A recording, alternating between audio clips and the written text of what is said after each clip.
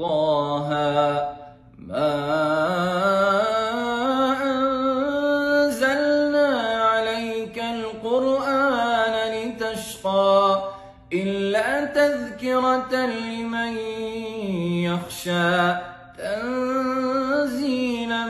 ممن خلق الأرض والسماوات العلى الرحمن على العرش استوى له ما في السماوات وما في الأرض وما بينهما وما تحت الثرى وإن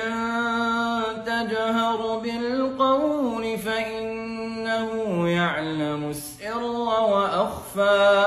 الله لا إله إلا هو له الأسماء الحسنى وهل أتاك حديث موسى